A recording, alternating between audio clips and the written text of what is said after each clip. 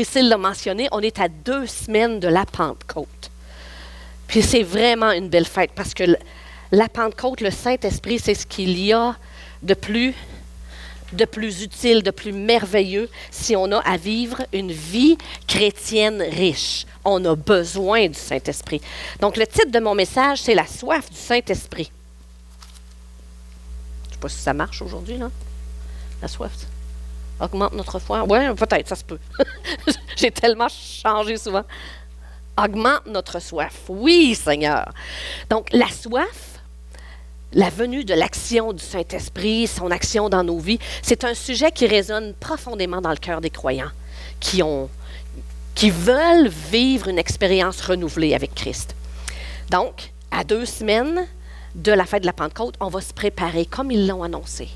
On va se préparer pour augmenter la foi, pas la foi, mais la soif de connaître Dieu, de le voir à l'œuvre dans nos vies. Le Saint-Esprit, c'est une source de vie et de transformation. C'est le don par excellence. C'est le meilleur des atouts pour notre vie, afin de vivre la vie du royaume. Parce que la vie du royaume, ce n'est pas juste pour plus tard, c'est pour maintenant que je peux la vivre et la manifester, la vie du royaume. Donc aujourd'hui, je vais vous parler, on va explorer des aspects essentiels, donc à propos de la soif du Saint-Esprit. Le Saint-Esprit, il est pour aujourd'hui. Pourquoi est-ce que j'aurais besoin du Saint-Esprit? Oui, mais ça sert à quoi ça? Et on va voir qu'il est le don par excellence. Donc, en d'autres mots, quelle différence ça fait d'avoir le don du Saint-Esprit? Et il va venir comme une marée. Je sais qu'on vit loin de la mer, mais on est probablement tous allés au bord de la mer et on a vu les marées. C'est quelque chose de tellement, tellement beau à observer. Donc, le Saint-Esprit. Le Saint-Esprit, vous vous souvenez, le jour de la Pentecôte, le Saint-Esprit est venu en langue, puis après que tout ça, ça s'est passé, Pierre a dû se lever puis expliquer aux gens, mais qu'est-ce qui se passe là? Ça n'a pas de bon sens. Il parle des drôles de langue, le feu est descendu. Pierre s'est levé et il a dit, inquiétez-vous pas. Ça, c'est ce que le prophète Joël avait promis. Joël 2,28 ou Acte 2,17, c'est la même chose. Parce que Pierre dit, vous vous souvenez dans l'Ancien Testament, il n'a pas dit le mot Ancien Testament parce qu'il n'était pas encore ancien, c'était les Écritures. Il nous rappelle la promesse de Dieu dans les derniers jours. Voici ce qui arrivera à la fin des temps. Qui est d'accord avec moi qu'on est à la fin des temps? On l'était il y a 2000 ans, mais on l'est encore plus maintenant. Je répandrai mon esprit sur tout le monde. Vos fils et vos filles prophétiseront. Vos jeunes gens, par des visions, vos vieillards, par des songes, recevront des révélations. Que ça continue sur vos serviteurs et sur vos servantes. Donc, indifféremment du sexe, les garçons, les filles, les hommes, les femmes, indifféremment aussi de l'âge, les vieux, les jeunes, indifféremment de la classe sociale, même les serviteurs. Puis nous, on n'est pas, à ce que je sache, on n'est pas personne d'aristocratie ici. On est genre serviteur. Le Saint-Esprit est pour nous.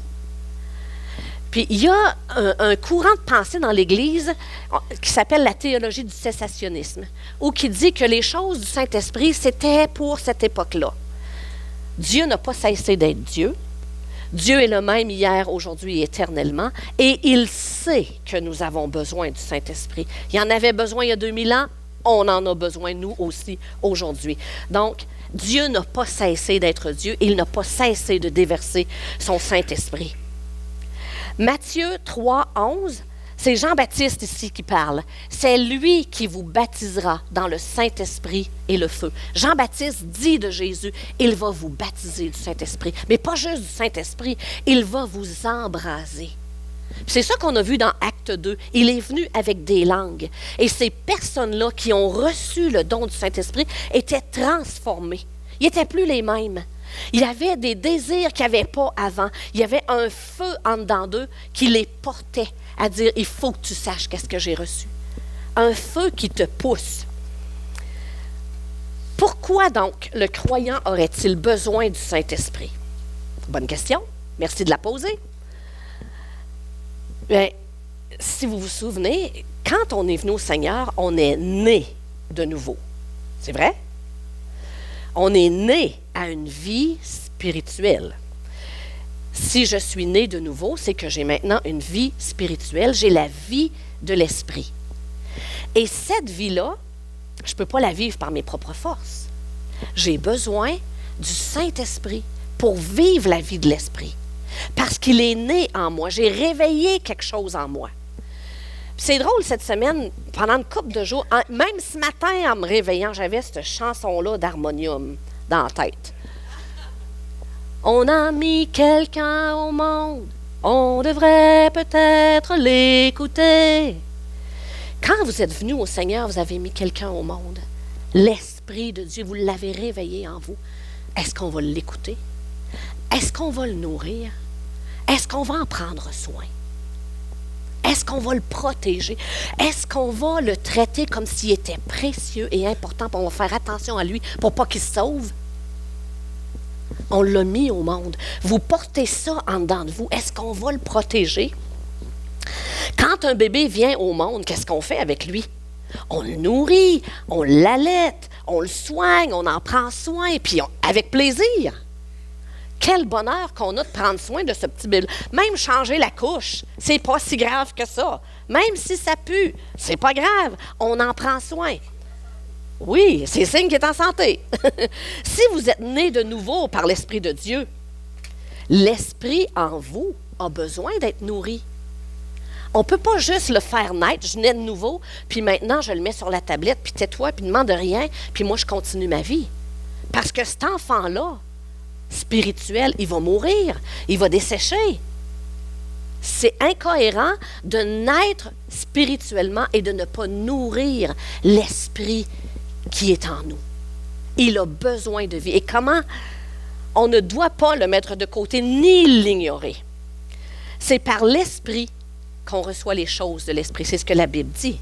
Jésus lui-même nous l'a dit dans Jean 6, mais je ne pense pas qu'on l'ait celui-là. C'est l'esprit qui vivifie. La chair ne sert de rien.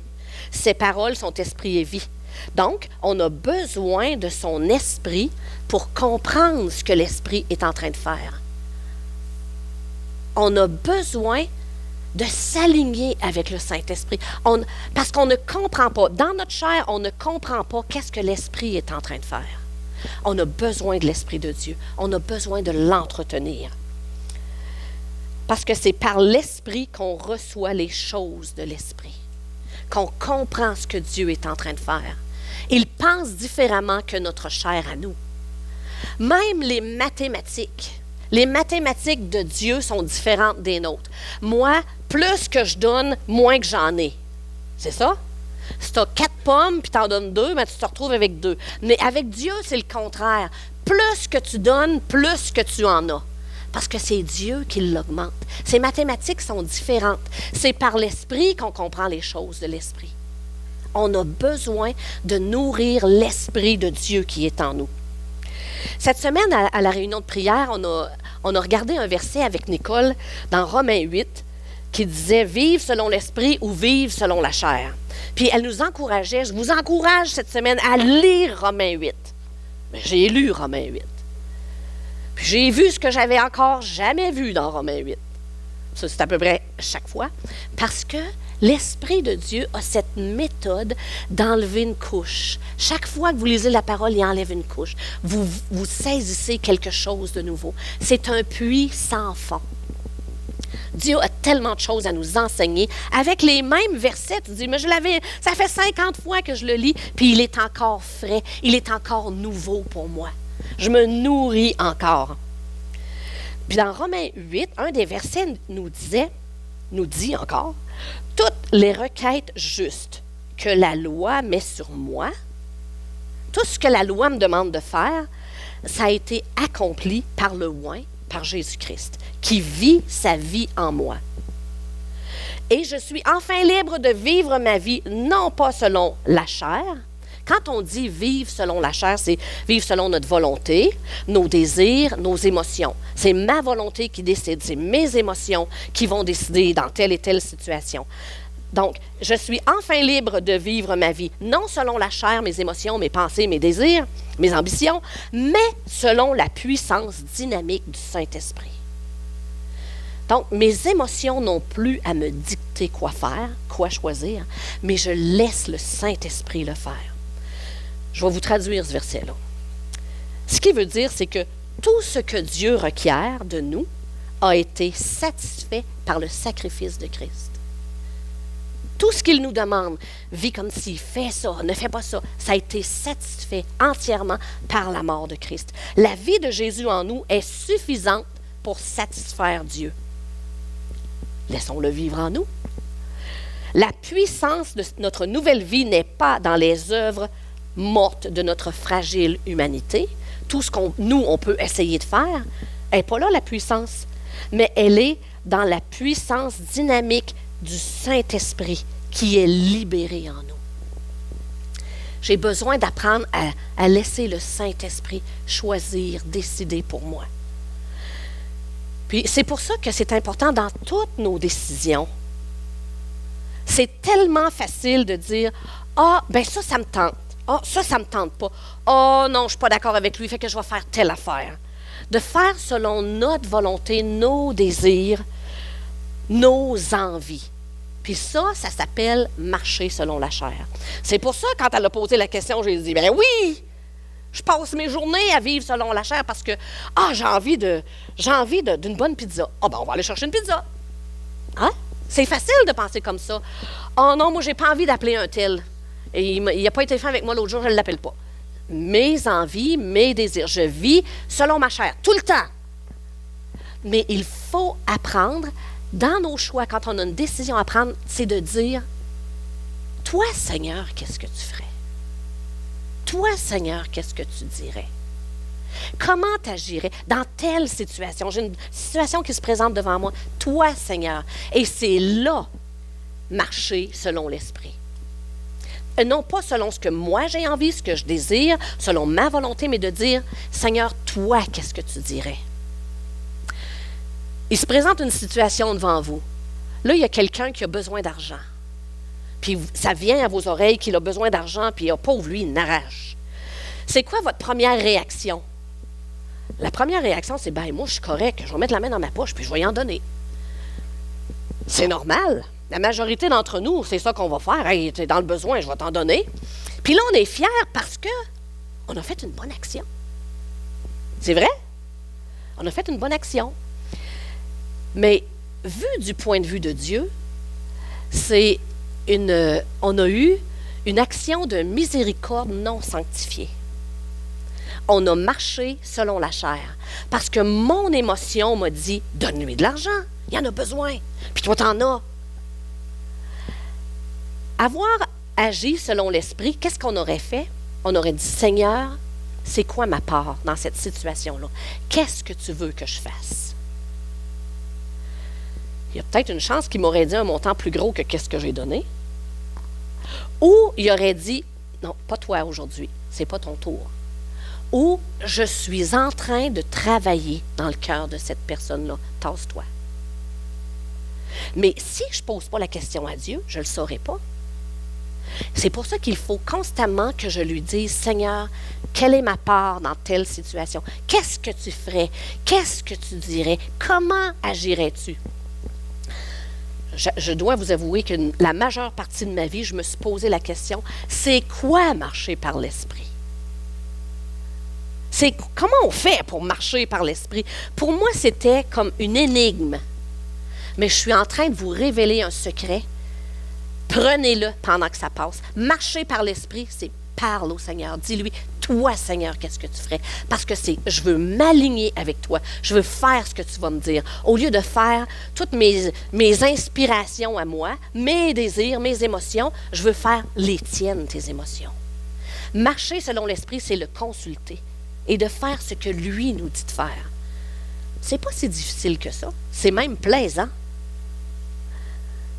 Hier, je m'en allais à mes affaires. J'avais 2 commissions à faire. Je m'en allais là et là. Puis tout à coup, en approchant, avant de tourner, il me dit « Continue. Va à ce magasin-là. » Je vais jamais à ce magasin-là. Puis j'avais même pas d'affaires à aller à ce magasin-là. Je rentre dans le magasin, je dis, puis dans ma tête, mais veux-tu me dire qu'est-ce que je fais ici? La question m'est revenue 4-5 fois. Mais qu'est-ce que je fais ici? Pourquoi je suis venue ici, Seigneur? J'avais même pas envie, j'ai même pas d'affaires, j'ai pas besoin d'acheter rien. Pourquoi? Mais je continuais parce que je le savais que c'était pas moi qui avais voulu aller là, mais que c'était lui qui voulait que j'aille là. Puis j'étais en train de me poser la question quand tout à coup, Benjamin m'arrive dans la face. J'étais en train de me dire, mais qu'est-ce que je fais ici? J'avais un rendez-vous divin avec Benjamin. On avait besoin de parler, de s'encourager. Et merci Seigneur. Ça a été juste une petite coche dans mes commissions, mais apprenons à se laisser conduire. Des fois, on a des idées, on ne comprend pas, mais laissons-nous conduire parce que Dieu a des surprises pour nous. Dieu veut nous encourager. Vivre par l'Esprit, c'est le consulter en tout. Que veux-tu de moi? Qu'attends-tu de moi dans cette situation? 1 Corinthiens 2, 14, je pense que tu ne l'as pas, 1 Corinthiens 2, 14. Non, 2, 14, je vais le lire. L'homme animal ou l'homme charnel ne reçoit pas les choses de l'Esprit de Dieu, car elles sont une folie pour lui. Et il ne peut les connaître parce que c'est spirituellement qu'on en juge. On a besoin d'activer le Saint-Esprit, de lui laisser de la place dans notre vie pour qu'il puisse agir, parce qu'il y a tout le domaine spirituel auquel Dieu nous attire, on ne peut pas le comprendre avec notre tête, avec notre raison à nous. Ensuite, Dieu est le Saint-Esprit est le don par excellence. Il est le meilleur atout pour nos vies. Le Saint-Esprit, il est actif dans nos vies parce qu'il veut nous guider, nous conduire, nous réconforter, nous remplir de sa puissance. Il nous donne la capacité de vivre une vie chrétienne authentique et de témoigner de l'amour de Christ. Romains 5,5. Romains 5,5 nous dit « Dieu a versé son amour dans notre cœur par l'Esprit Saint qu'il nous a donné. » C'est-tu assez une bonne raison, ça, pour avoir le Saint-Esprit? Sa job, c'est de te faire connaître à quel point Dieu t'aime. C'est lui qui déverse l'amour de Dieu dans nos cœurs, l'amour du Père dans nos cœurs. Invitons le Saint-Esprit, laissons-lui de la place. C'est lui qui le fait connaître. Le Saint-Esprit, ce qu'il aime faire, c'est de glorifier Jésus, manifester Jésus dans nos vies. C'est sa job à lui. Il est là pour ça. C'est ce qu'il aime le plus, te faire connaître le Père, te faire connaître le Fils, te faire connaître à quel point tu es aimé de lui. Il est là pour ça. Il déverse son amour par le Saint-Esprit. Est-ce que je peux me passer du Saint-Esprit? Non. J'ai besoin du Saint-Esprit parce qu'il me fait connaître à quel point je suis précieux aux yeux de Dieu. Jacques 1,17. Jacques 1,17 nous dit « Tout cadeau de valeur, tout don parfait nous vient d'en haut du Père des Lumières, en qui il n'y a ni changement ni ombre de variation. » Vous voulez quelque chose de bon, de super bon, un cadeau parfait? Cherchez-le pas dans le monde. Cherchez-le pas sur Amazon, sur Internet. Cherchez-le en Dieu, parce que de lui vient tout ce qui est parfait. Vous cherchez à devenir un bon musicien, branchez-vous sur lui. C'est lui qui donne les dons parfaits, les habiletés. Tout vient de lui. Ce qu'il donne est parfait et bon pour vous. C'est pour ça qu'il faut vraiment se tourner vers lui. Il n'est pas simplement une faveur parmi d'autres. Il est ce qu'il y a de meilleur. Il est le cadeau par excellence qui transforme notre existence. Recevoir le Saint-Esprit, c'est nous ouvrir nos vies à la plénitude de Dieu. Parce qu'il y a tellement plus que qu'est-ce qu'on connaît. C'est ouvrir nos cœurs à l'amour infini, à sa sagesse. C'est par ce don-là qu'on est fortifié, restauré, renouvelé, équipé pour accomplir la volonté de Dieu. Dieu veut passer à travers nos vies, mais j'ai besoin du Saint-Esprit pour faciliter toutes ces choses-là. Luc 11, 13 nous dit « Si donc, tout mauvais que vous êtes, vous savez donner de bonnes choses à vos enfants, à combien plus forte raison le Père céleste donnera-t-il le Saint-Esprit à ceux qui le lui demandent? » Est-ce qu'on a raison d'avoir peur du Saint-Esprit? Dieu ne donne rien de mauvais. Tout ce qu'il donne est parfait. tout ce qu'il donne est ce que nous avons absolument besoin. Et si Dieu, il nous dit à nous, vous donnez des bonnes choses à vos enfants, moi, qui suis votre Père et qui vous aime, pensez-vous que je vais vous donner quelque chose de mauvais en vous donnant le Saint-Esprit? Au contraire, c'est ce que vous avez le plus besoin. Il vient pour nous aider à pardonner, à lâcher prise, nous restaurer et non nous accuser. Il n'y a pas de condamnation pour celui qui est en Jésus-Christ. À voir plus clair dans nos situations, à se connecter avec Dieu, à faciliter notre vie. L'huile représente le Saint-Esprit. Puis quand il y a de l'huile, il me semble que tout coule plus facilement. Laissez le Saint-Esprit vous imbiber. Ça, c'est au niveau personnel. Mais il y a aussi au niveau collectif, ici dans l'Église. Des fois, on peut avoir peur des manifestations du Saint-Esprit. On se dit, oh, ça peut être épeurant, là, s'il commence à agir au milieu de nous, on ne sait pas à quoi s'attendre. On a une certaine crainte de ce qui pourrait se passer si le Saint-Esprit était lâché lousse. Mais Dieu nous dit, je ne donne pas de mauvaises choses, je ne donne que de bonnes choses. Avoir le Saint-Esprit au milieu de nous, là, puis le laisser agir, c'est un peu comme avoir des enfants dans la maison. Vous savez ce que ça fait des enfants dans une maison, hein? Mais des fois, ça fait... Des fois, ça fait des dégâts. Prochaine. C'est ce que ça fait des enfants. Prochaine. Ensuite, ça fait des crises. Ça fait des saletés, ça fait des dégâts, ça fait des crises. Vous avez du mal à les contrôler. Prochaine. Ou des fois, votre jeune va intimider l'autre, il va faire du taxage, ou c'est le vôtre qui se fait taxer. On ne contrôle pas tout le temps les émotions de nos enfants, hein? Puis là, c'est mauvais perdant, ça chicane, ça fait de la peine à l'autre, le prochain, puis ils vous rendent fou ride. Ça, c'est avoir des enfants dans la maison. Mais est-ce que ça vaut quand même la peine d'avoir des enfants? Malgré tout ça. Malgré tout ce que vous venez de voir. Vous en auriez pareil. Mais c'est ça le Saint-Esprit. Des fois, ça brasse les affaires, ça amène, ça change l'ordre des choses, on va dire. Hein? Ça peut salir, ça peut être désordonné, les jouets sont partout, ça fait du bruit. Le Saint-Esprit. Mais est-ce que ça vaut la peine? Oui, ça vaut la peine. Parce que qu'est-ce qu'on perdrait si on ne les avait pas, ces enfants-là? Notre vie ne serait pas la même. Ils valent la peine, malgré ça, on les veut pareil. Mais c'est la même chose avec le Saint-Esprit. Oui, ça va brasser des affaires. Oui, ça va faire du bruit. Vous savez, quand on va... la pêche miraculeuse, la pêche, c'est une image du réveil. On va chercher les poissons, on va chercher les âmes. Bien, quand les âmes arrivent du poisson sur le bord du rivage, je vous assure, moi, que ça pue. Puis là, tu commences à couper les queues, puis tu commences à couper les têtes, tu tires ça à côté. Hey, c'est sale.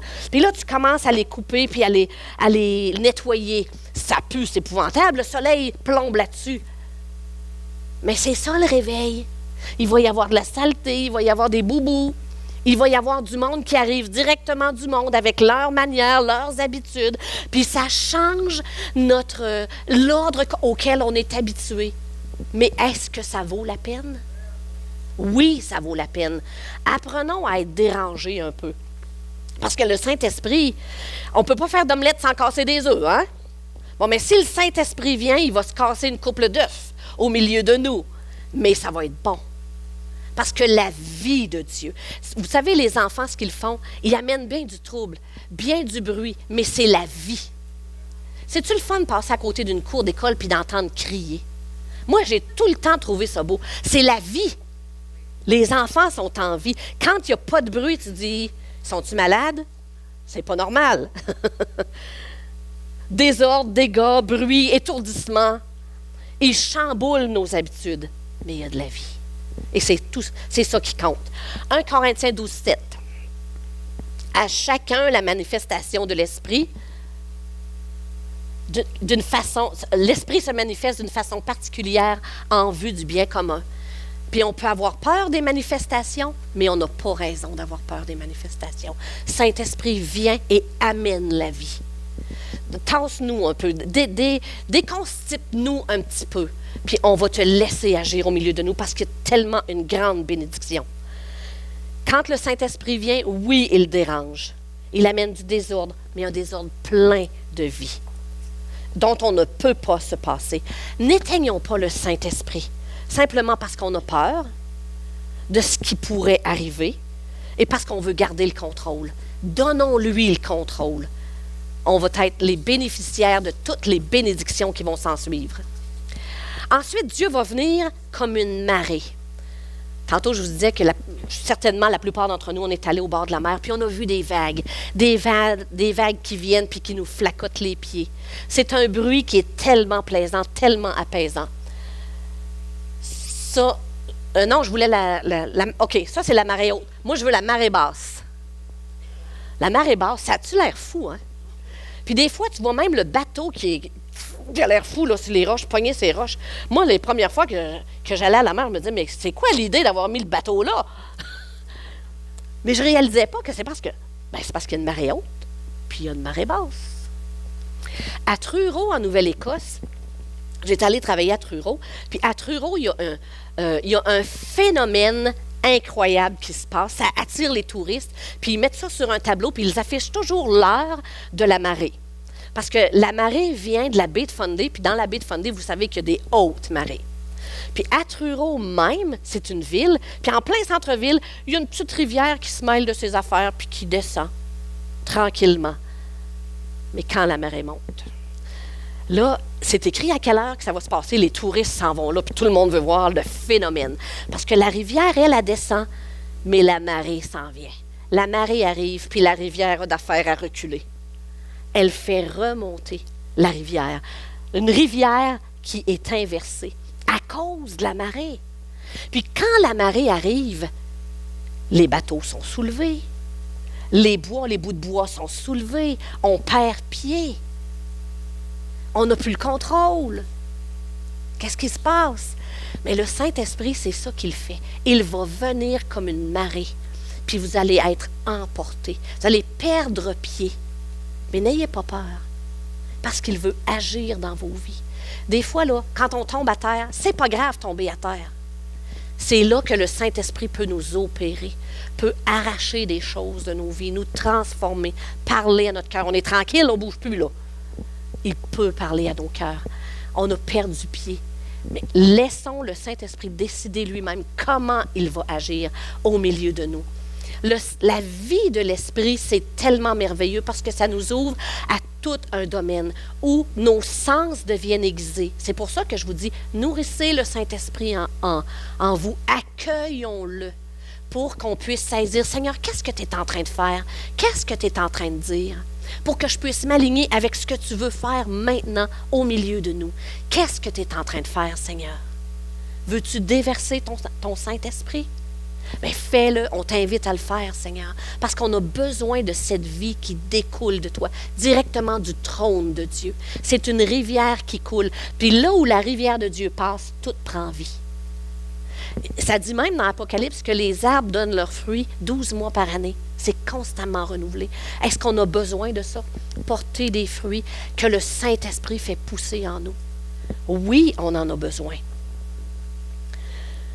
Donc, la soif de la venue du Saint-Esprit, la soif de le voir agir dans nos vies, c'est une aspiration profonde qui doit nous habiter, chacun de nous. Nourrissons la soif. Comment on fait pour avoir soif? C'est de réaliser qu'il fait chaud, qu'il fait sec, que c'est sec dehors, que c'est sec dans ma vie. Pourquoi est-ce que ma vie est sèche? Parce que je suis en train de réaliser qu'il y a tellement plus que je pourrais avoir. Puis ça anime la soif dans mon cœur. La soif de plus. La soif de voir le Saint-Esprit agir dans ma vie. Je veux une vie spirituelle riche. Et ça, c'est le Saint-Esprit qui peut l'accomplir quand il a la liberté d'agir dans ma vie. Il va venir comme une marée. En accueillant le Saint-Esprit dans nos vies, nous ouvrons la porte à une transformation radicale, à une communion divine renouvelée, à une puissance de témoignage extraordinaire, à une vie brillante en Dieu, où notre cœur est animé, notre esprit prend vie. Je ne peux pas continuellement vivre selon ma chair, prendre toutes mes décisions. Essayons ça cette semaine, de dire, chaque fois que j'ai une décision à prendre, je me tourne vers Dieu et je dis, Seigneur, toi, qu'est-ce que tu dis? Qu'est-ce que tu ferais? Comment tu réagirais? C'est ça, marcher selon l'Esprit, marcher par l'Esprit. Facile à dire, mais ça prend de la pratique. Puis ça prend aussi de l'obéissance, de dire, Seigneur, ce que tu me dis là, je vais le faire et je vais voir la différence. Je vais goûter la différence. Je vais demander à l'équipe de musique de s'approcher. Puis en préparation pour les 2 prochaines semaines, les temps de prière qu'on va avoir ensemble, 3 soirs de prière pendant 2 semaines pour la venue du Saint-Esprit, pour lui dire, Seigneur, on ne peut pas vivre sans toi. On est né de nouveau. Notre esprit est né de nouveau. Je dois le nourrir. Je veux vivre cette vie spirituelle que tu m'as donnée. Je ne peux pas prendre le bébé puis le mettre de côté puis lui dire, toi, tu te tais. Tais-toi. Ça ne se fait pas. La vie spirituelle est en moi et je dois l'alimenter. Je dois la nourrir et dire, Saint-Esprit, viens, fais ce que tu veux, vis ta vie. S'il y en a qui ont soif du Saint-Esprit, qui veulent recevoir plus du Saint-Esprit, ou même recevoir le baptême du Saint-Esprit, je vous invite à avancer, on va prier pour vous, afin que le Saint-Esprit puisse agir comme il le désire. Que nos vies ne soient plus des vies sèches, mais remplies du Saint-Esprit, pleines de la vie de Dieu. Si c'est ça votre désir, approchez et on va prier ensemble pour que l'Esprit de Dieu se manifeste, qu'il prenne sa liberté au milieu de nous. Amen.